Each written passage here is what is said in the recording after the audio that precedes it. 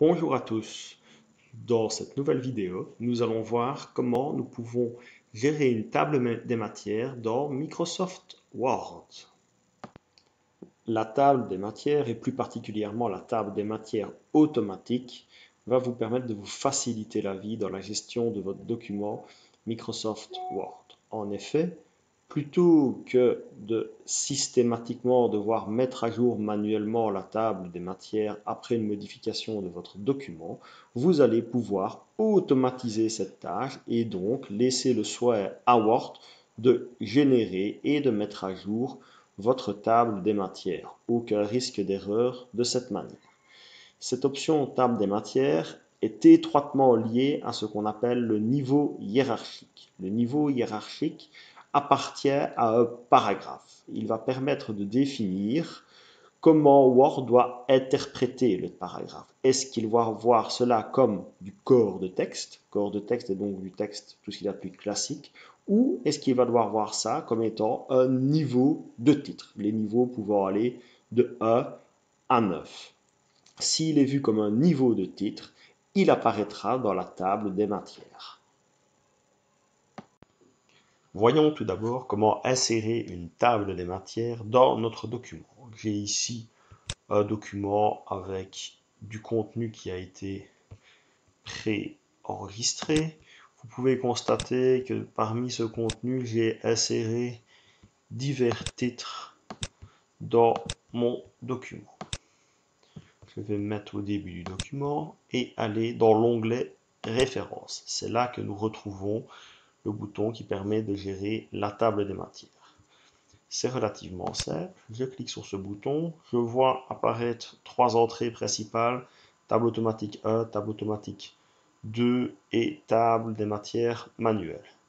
Pour ce qui est des tables automatiques 1 et 2, il n'y a pas de grande différence. C'est parfois le titre qui peut être un peu différent, c'est tout. La table des matières manuelles ne présente pas beaucoup d'intérêt puisque vous allez devoir de toute façon compléter la table des matières de manière manuelle. Il n'y a donc pas d'intérêt. On retrouve également un bouton permettant de supprimer la table des matières et un bouton permettant d'insérer une table des matières personnalisée. Donc là, on va avoir un peu plus la main sur les différentes options proposées pour la table des matières. Nous verrons ça un peu plus tard. Je clique donc simplement sur une des tables des matières automatiques. Il vient d'insérer automatiquement la table des matières avec tous mes titres qui apparaissent. Je vois apparaître les numéros de page correctement par rapport à la position dans le document.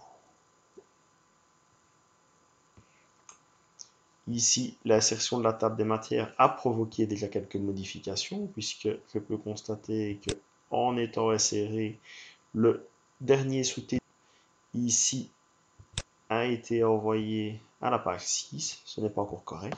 Je vais donc aller sur la table des matières, mettre à jour le numéro de page uniquement et on constate que effectivement il a fait une modification pour mettre à jour mes différents numéros de page. Je vais juste après ma table des matières insérer un saut de page, ce qui va provoquer encore d'autres modifications. Je retourne sur la table des matières, mettre à jour la table des matières. On voit qu'il y a deux options. Mettre à jour le numéro de page uniquement, mettre à jour toute la table. La deuxième option va mettre à jour les titres également, ce qui n'est pas le cas pour la première option. Voilà. Je valide. On voit qu'il a fait les mises à jour correctement des différents titres. La table de matière est relativement simple à administrer par soi-même. Si je vais modifier par exemple ici un sous-titre, donc qui apparaît ici, je vais juste rajouter et modifier à côté. Je vais dans la table des matières, mettre à jour. Là, je dois mettre à jour toute la table. Je valide. On voit que mon titre a bien été modifié. Comme je vous le disais, c'est relativement simple d'insérer une table des matières, de mettre à jour une table des matières à partir du moment où on travaille bien avec des titres possédant un niveau hiérarchique. Je vais revenir dessus un peu plus tard.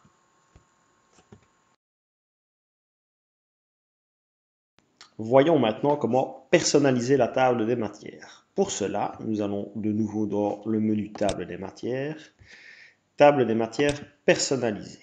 Nous avons sur l'écran de la table des matières personnalisée quelques petites informations. D'une part, un aperçu de ce à quoi la table des matières représentera, la possibilité de mettre ou non les numéros de page, la possibilité d'aligner ou non les numéros de page à droite de la page, le type de caractère de suite que nous allons utiliser, bon, typiquement les points de suite, quelques modèles de table des matières prédéfinies. On peut voir ce à quoi il ressemble en partie supérieure. Nous allons rester ici sur le modèle de base et nous avons ici afficher les niveaux. Afficher les niveaux, c'est le nombre de niveaux de titres qui vont être affichés. Dans le document que j'ai produit, il y a 3 niveaux de titres. Voyons aussi les titres, les sous-titres et il y a des sous-sous-titres. Actuellement, il s'affiche bien tous les 3 puisque par défaut, il est prévu d'afficher les 3 premiers niveaux de titres. Je vais réduire ce nombre à 2 et je vais valider. Non, je vais d'abord prendre un autre format aussi, ce qui permettra de voir ce à quoi ça ressemble. Voilà le format recherché et je vais mettre des traits pour les titres. Je valide.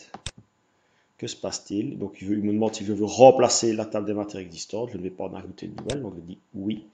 Il a modifié la table des matières d'une part au niveau de son apparence, d'autre part, on voit qu'il n'y a plus que les titres et sous-titres. Il a supprimé le 3e niveau de titre. Voilà pour les personnalisations. Donc on peut retourner dans table des matières personnalisées. Je vais remettre le niveau 3. Je vais prendre un autre style, par exemple le style officiel. Je valide et je la remplace.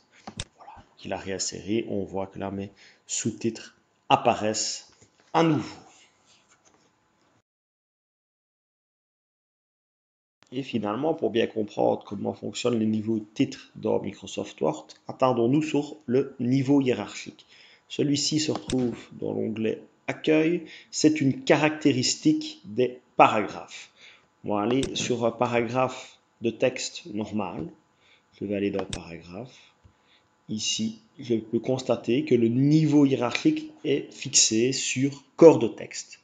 Cela veut dire que cette partie du texte, ce paragraphe, n'apparaît pas effectivement dans ma table des matières. Si je vais par contre sur mon premier titre ici, qui apparaît bien dans la table des matières, je vais voir dans Paragraphe, je vois que son niveau hiérarchique est fixé au niveau 1. Dans le cas présent, il est fixé de manière rigide, il est impossible à modifier. Pourquoi? Parce qu'il provient du titre 1 qui est prédéfini dans Microsoft Word. Si je vais ici sur le sous-titre, paragraphe, je vois que lui, il est au niveau 2. C'est cette information que Word utilise pour déterminer si un titre, si du texte est un titre ou non. Je vais mettre ici un titre sans apparence et je vais aller lui définir un niveau hiérarchique, par défaut ici les corps de texte, je vais le mettre en niveau 1. Je valide. On peut constater que le titre en question n'a subi aucune modification, ça n'a rien à voir avec les styles. Par contre, si je vais dans ma table des matières, que je la mets à jour totalement, que se passe-t-il? On voit que titre sans apparence est bien ajouté à la table des matières. Pourquoi? Puisque grâce au niveau hiérarchique, Word l'a identifié comme étant un titre. Alors, attention à ne pas confondre. Il n'est pas nécessaire d'utiliser les styles prédéfinis titre 1, 2, 3, 4 proposés par Word pour avoir des titres. On peut le faire soi-même en le définissant à la main grâce au niveau hiérarchique. Cependant, si nous regardons rapidement comment est définie une caractéristique de titre 1, je constate dans son format que le niveau hiérarchique est bien fixé au niveau 1. C'est pourquoi il apparaît dans la table des matières. Il n'apparaît pas parce que c'est le style titre 1. Merci pour votre attention.